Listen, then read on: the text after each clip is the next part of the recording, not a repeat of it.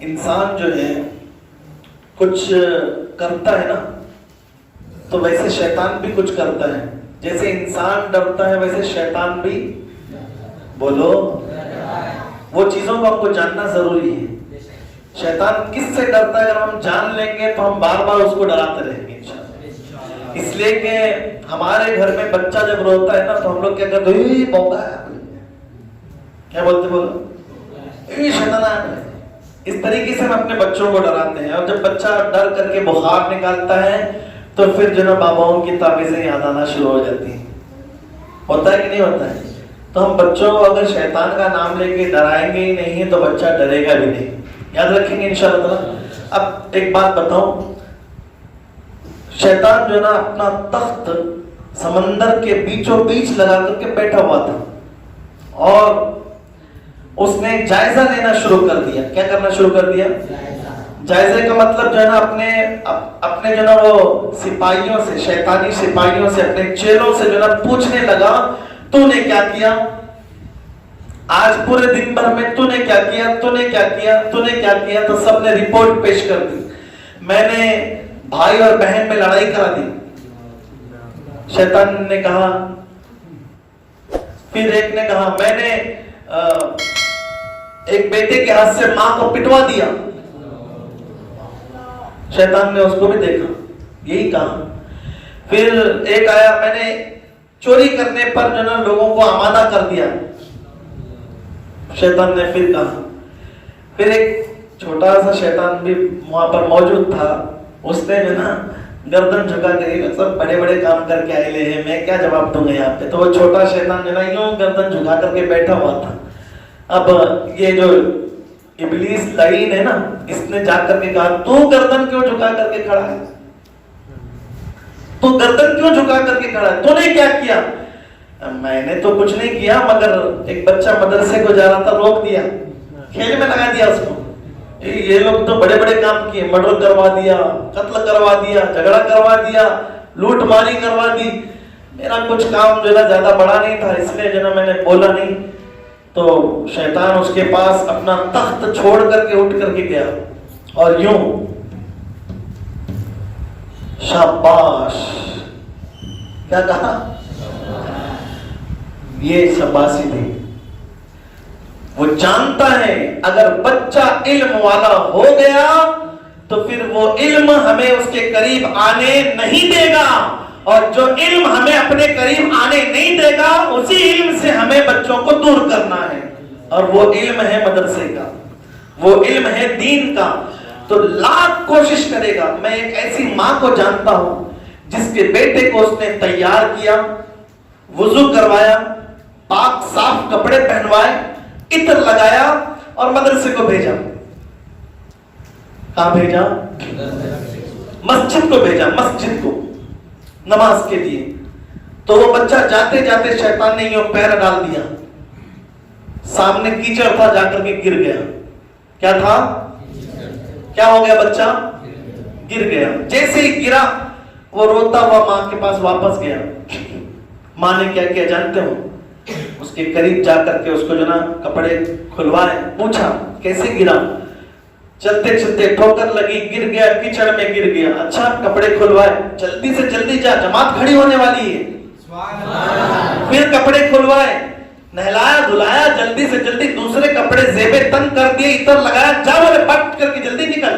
وہ بچہ چلتے چلتے چلتے پھر ٹھوکر لگی, پھر گرا. کتنے بار ہوا؟ پھر ماں کے پاس گیا.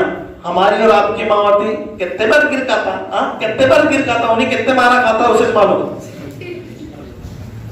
ہماری مائیں ہوتی تو یہ حال ہوتا, مگر وہ ہمارے گھروں کی مائیں نہیں تھی, وہ دیندار مائیں تھی, اللہ والی مائیں تھی. سبحان اللہ. اس نے دیکھا, پھر کیا کیا جانتے ہو, بھی گر گیا.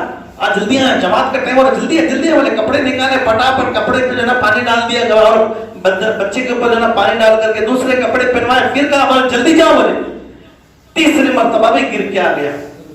پھر بھی ماں نے کیا کیا جانتے ہو, پھر تیار کیا. چوتھی مرتبہ گرنے ہی والا تھا, ایک بزرگ آ کر کے اس کو پکڑ لیے. کیا کر لیے, پکڑ لیے اور انگلی پکڑ کر کے مسجد تک لے جا کر کے چھوڑ دیا. اس بچے نے کہا چاچا یہاں تک چھوڑے ہو اندر نہیں آؤ گے؟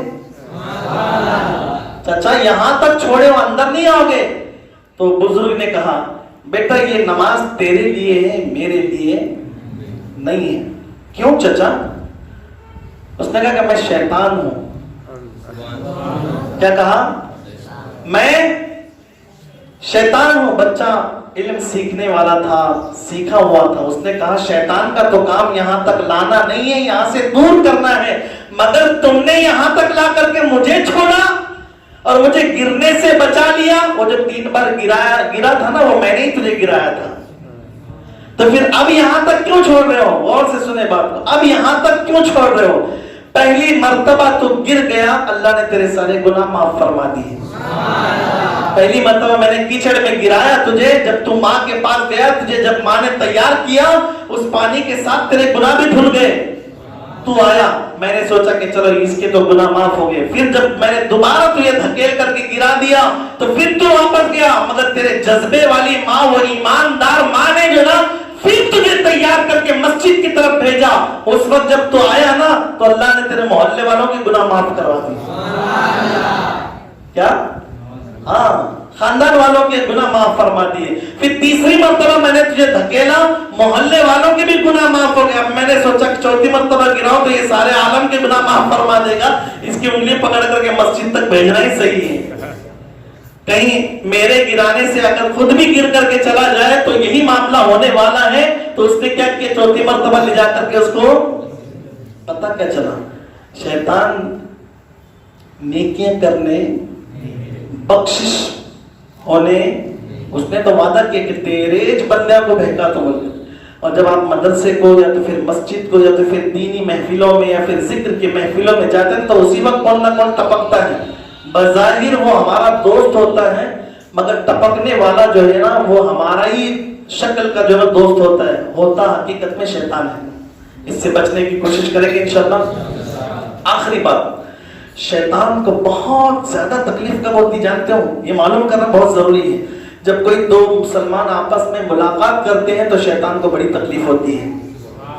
ارے بولو, جب 2 مسلمان آپس میں ملاقات کرتے ہیں تو شیطان کو کیا ہوتی ہے؟ کب ہوتی ہے؟ صرف ملاقات کرتے وقت نہیں ہوتی. جب ملاقات ہوتی ہے السلام علیکم کہتے تو شیطان کی جو نا وہ ہوا نکل جاتی ہے. چاہتے ہو نا کہ اس کی ہوا نکلے, اس کو پریشانی ہو تو اب کیا کریں گے انشاءاللہ؟ السلام علیکم, السلام علیکم, کیا بولیں گے؟ پھر دوسری بات, جب نبی کا نام سنے حضرت محمد مصطفیٰ, شیطان کہتا ہے یہ فوراً مسلمان درود پڑھتے ہیں.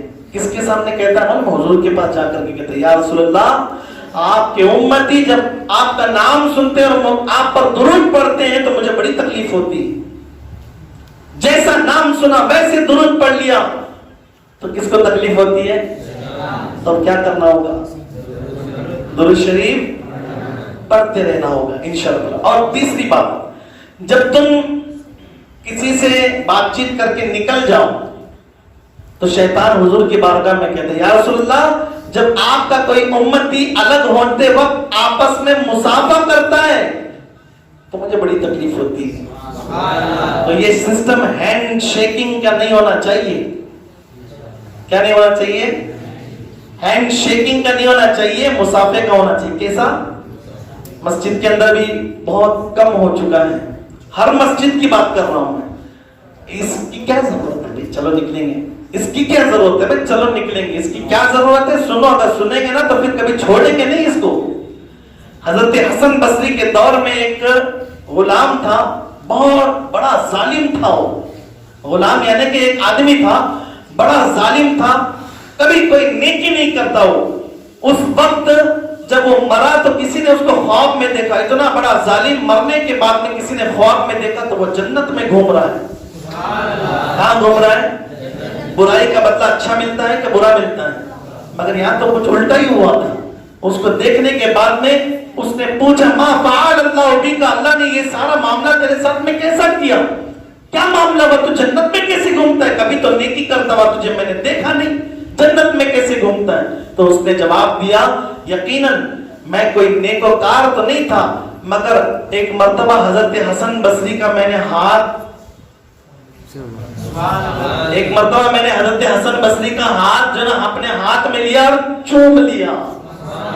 अल्लाह को ये चूमना पसंद आ गया, अल्लाह को ये चूमना पसंद आ गया। और मेरे करीम ने मेरे गुनाह नहीं देखे, अपने महबूब का हाथ देखा और मेरी मग़फ़िरत फरमा दी। करेंगे कोशिश इंशाअल्लाह ताला। ये बहुत ही बेहतरीन अमल है। जब भी एक दूसरे से आप लोग मिले ना तो क्या करेंगे? पहले फिर अलग होते क्या करेंगे?